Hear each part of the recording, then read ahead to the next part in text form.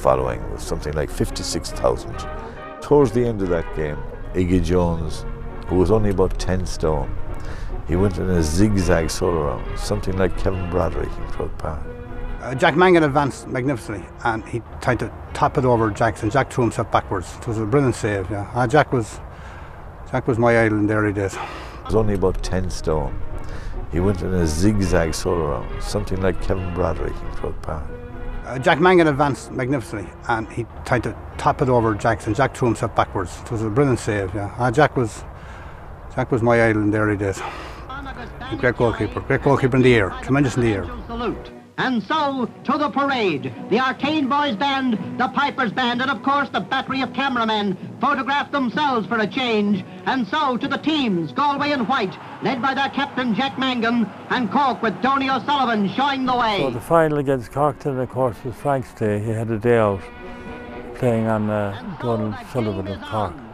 Scored 2 goals and 5 points that day. I think it's a record that will always stand because it was over a 1 hour game. All his scores came from play. And here's the Western will-o'-the-wisp, Frankie Stockwell through for Galway's number 2.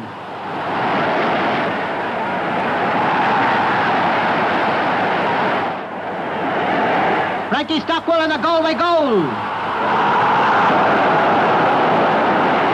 To the lively, sprightly Sean Purcell, and here he comes on one of his solo runs, chased by Dennis Bernard, but this time Sean does not score.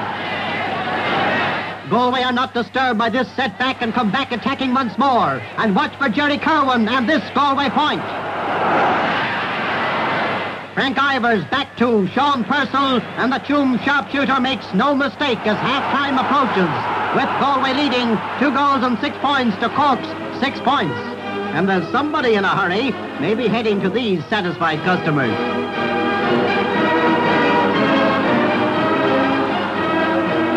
Aidan Swords checks in for the restart, and once again it's Jerry Kerwin coming through. He passes to Stockwell. Stockwell is opposed by Donny Sullivan, but the little lad doesn't seem to worry as he sends it over the bar for another Galway point.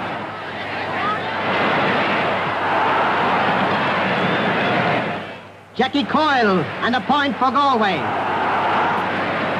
Frank Ivers, and yet another point. And perhaps the danger has gone for Galway. Yes, perhaps. Neil Fitzgerald leads an attack, slips the ball to Toots Keller, and it sizzles to the top of the net. But back comes Coyle and relieves the situation for the Westerners.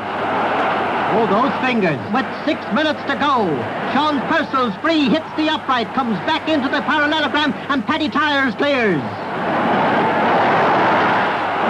Yes, time ticking away, and Galway going further ahead. And so, at the final whistle, Galway 2-13, Cork 3-7. The crowd cheering their heroes off. The crowd going home happy and satisfied.